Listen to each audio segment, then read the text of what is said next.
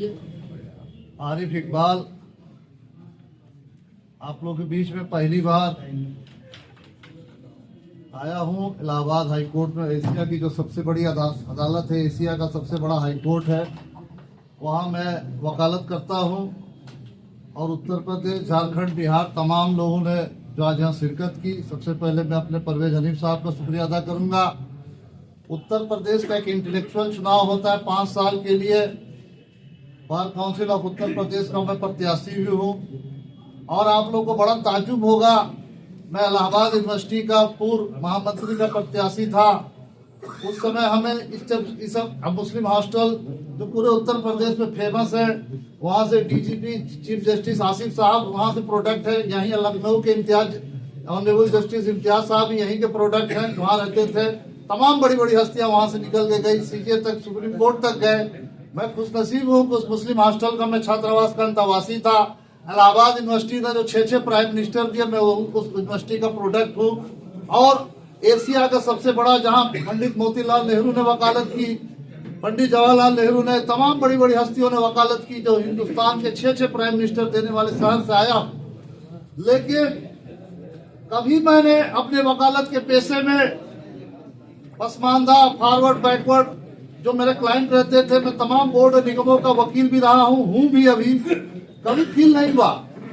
लेकिन जैसे मैंने उत्तर प्रदेश बार काउंसिल का चुनाव में नॉमिनेशन किया 16 नवंबर 2024 को, और बार काउंसिल उत्तर प्रदेश के गेट पे जैसे मैंने अपना इंटरव्यू दिया, मेरे जूनियर्स बाहर हैं, वो वीडियो भी होगी मेरे पास, आपको सोशल मीडिया पे शेयर भी कर दूंगा। 27 मुसलमान 333 प्रत्याशी में लड़ रहा है, और मैं अकेला उत्तर प्रदेश के 85% आबादी का इकलौता कैंडिडेट हूं। और वो जो बैलेट पेपर की शक्ल होती है पूरे उत्तर प्रदेश में, उसका चुनाव हो चुका है। मेरा सीरियल नंबर 58 है। सईदुज्जमान अंसारी साहब कुशीनगर से हैं, वकील हैं। आपको बड़ा ताज्जुब होगा, अभी तमाम लोगों ने कहा हिंदुस्तान की आजादी के 77 साल बाद कोई ओबीसी समाज का पहला आदमी आपके बीच में बार काउंसिल का चुनाव लड़ रहा है। अभी तक कोई पूरे उत्तर प्रदेश की इतनी बड़ी आबादी का, इतने बड़े इंटेलेक्चुअल क्लास में चुनाव नहीं लड़ा था। मैं पहला प्रत्याशी हूं जो नॉमिनेशन किया, 58 सीरियल नंबर मिला। लेकिन बड़े दुख की बात है, कभी मैंने भेदभाव नहीं किया, लेकिन 16 नवंबर को मेरे साथ इतना बड़ा भेदभाव हुआ कि जिसकी आबादी पूरे उत्तर प्रदेश के वोटर लिस्टों में 10,000 आबादी आपकी पिछड़े वर्ग की है, पूरे 15-14 हजार के वोटरों में आप अकेले 10,000 से ज्यादा वोटर। और अपर क्लास आपको कहाँ वोट कर रहा है? इतना बड़ा बैलेट पेपर है, तमाम लोग वोटिंग के बाद उसकी फोटो खींच रहे हैं। फर्स्ट प्रेफरेंस लिखना पड़ता है 01 कि हमने इनको अपना प्रथम वरीयता का वोट देके इनको चुना है। अगर इनके बाद मैंने इनको दूसरा वरीयता दिया, ये मेरे सेकंड चॉइस है, ये मेरे थर्ड चॉइस है, ये मेरे फोर्थ चॉइस है, मेरी फिफ्थ चॉइस है। 5 चॉइस तक 2.5 लाख वोटर इंटेलेक्चुअल है, 2.5 लाख वोटों की गिनती, वोटर वोट कास्ट कर रहा है। बहुत अफसोस हुआ जब वोटर लिस्ट आया बैलेट पेपर में, ऐसे तमाम लोगों ने शेयर किया, तो मेरा 58 क्रमांक लेफ्ट साइड में है। मुझको अपर क्लास ने कहा वोट दिया? आप सोचो कहां दिया? टॉप 5 के बाद कहां दिया? आपको पता है कहां दिया? 14 नंबर, जो वोट गिना नहीं जाता। और फॉरवर्डों के ग्रुप में शेयर हो रहा है, आरिफ इकबाल बहुत अच्छा लड़ रहे हैं, अच्छा लड़ रहे हैं। पूरे उत्तर प्रदेश से इनको हर तहसील कचहरी से वोट मिल रहा है। आज बैकवर्ड समाज एकजुट होकर इनको अंसारी, मंसूरी, रायनी, सारा बिरादरी का वोट एक तरफा पड़ रहा है। तो अपर क्लास कह रही है कहीं 77 साल का रिकॉर्ड ना तोड़ दे, तो आपको 23 नंबर पे इधर वोटिंग करना है।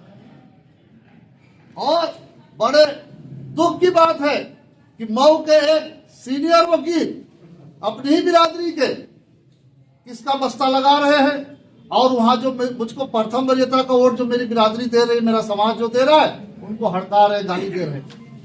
मेरे सामने देवरिया में उनका समाज हमको वोट नहीं दे रहा है। इस चुनाव से मुझे फील हुआ कि वाकई में फॉरवर्ड बैकवर्ड होता है। इससे पहले मैं नहीं मानता था, लेकिन इस चुनाव ने मुझे एहसास कर दिया। परवेज हनीफ साहब से बात हुई, सईदुज्जमान साहब से बात हुई, यूनुस अंसारी साहब से बात हुई, तो मैंने नेशनल मीडिया से बात किया दिल्ली में उन्होंने इसको छापा, वो पेपर की कटिंग मेरे पास है। हमने कहा आप इसको छापिए कि ऑल इंडिया पसमानदा मुस्लिम महाज के परवेज हनीफ साहब, यूनुस अंसारी साहब ने समर्थन दिया। वो पूरा बकायदा पेपर की कटिंग ग्रुप में है। अपने हक की लड़ाई अब डरने और भागने से नहीं, आपको हिम्मत से काम लेना पड़ेगा। आपका भाई बार काउंसिल चुनाव जीत के जाएगा। मैं आपको ऐलान करता हूं, हाईकोर्ट गेट नंबर 9 के सामने मेरा चैम्बर है, बार काउंसिल के पीछे घर है। 85% जो लोग हमारे मुकदमों में बारी फंसे हुए हैं, वो बहुत दुख की बात है। अपर क्लास उनको कहता है कि एक दुल्हा आया, एक मंसूरी आ रहा है, राय नहीं आया मेरे पास। आपको बिरादरी से संबोधित करता है। चले जाइए कानपुर, चले जाइए उन्नाव, तमाम जगहों से। मैं विजिटर नहीं रहा कभी किसी कचहरी का, लेकिन वहां पे ऐसे ऐसे शब्द इस्तेमाल करने को मिला इतने बड़े इंटेलेक्चुअल क्लास के बीच में। बहुत अफसोस की बात है।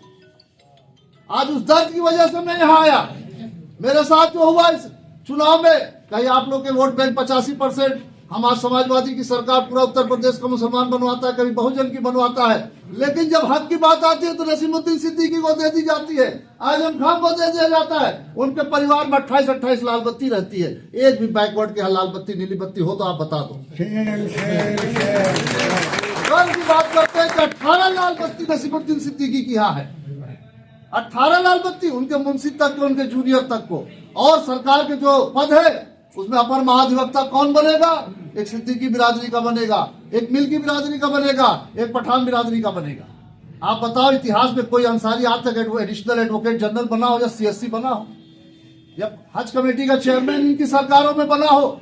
सतीश मिश्रा घर में 28 लाल बत्ती थी, 18 लाल बत्ती नसीमुद्दीन सिद्दीकी के आते। आपके एक लाल बत्ती क्यों नहीं? 85% आप तो जब वो चुनाव लड़ते हैं, एक और आपको बात बताता हूं, जब हम चुनाव लड़ते हैं तो मंसूरी रायनी अंसारी हो जाते हैं, जब वो चुनाव लड़ते हैं तो कहते हैं कि मुसलमान लड़ रहा है। सही बात कहते हैं कि नहीं? बिल्कुल सही, मुसलमान चुनाव लड़ रहा है। सही बात है।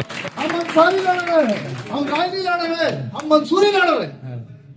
हमें बिरादरी और समाज में बांटने का काम कौन करता है? आप बताओ। एक अकेली नाहिदारा मोनिस अंसारी समाज की थी, हाईकोर्ट की जज हो गई। इकबाल अहमद अंसारी साहब पंजाब हरियाणा हाईकोर्ट के चीफ जस्टिस बन गए। उससे बड़े बड़े पदों पे आप पहुंच गए हो, लेकिन एक शर्म की बात है कि 77 साल में हमारी 7000 वोट होने के बावजूद एक भी बार काउंसिल मेंबर नहीं है। 77 साल से 2-2 सीट फॉरवर्ड होकर हाथ में, और उनका बेटा एक लखनऊ का चुनाव लड़ रहा है और मऊ देवरिया कंसारियों से कह रहा मुझे इस सीट की बहुत जरूरत है, क्योंकि उनके वालिद थे। तो परिवारवाद का विरोध हो रहा है कि नहीं सब जगह? और मध्य प्रदेश में इस देश के प्राइम मिनिस्टर ने पहली बार पसमानदा की समस्याओं को उठाया था कि नहीं उठाया था? आप बताओ, एक गैर हमारे लिए उठा रहा है। हम सलमान खुर्शीद को और कांग्रेस के तमाम बड़े नेताओं को, एक नचनिया गवैया को हम अपना नेता मान लेते, जिसकी मुट्ठी भर आबादी है, वो हमारी आवाज उठाएगा? हमारे बीच का कोई जाएगा, परवेज हनीफ जाएगा, यूनुस अंसारी जाएंगे, सईद जमाल अंसारी जाएंगे, तब आपकी आवाज उठेगी। इन्हीं बातों के साथ मैं लखनऊ के जो भी पसमानदा समाज के वकील हो, यहाँ के जो निवासी हो, पूरे उत्तर प्रदेश में जिस तरह आप लोगों ने एक करने का काम किया है, अब लखनऊ की पोलिंग 21 से 24 है।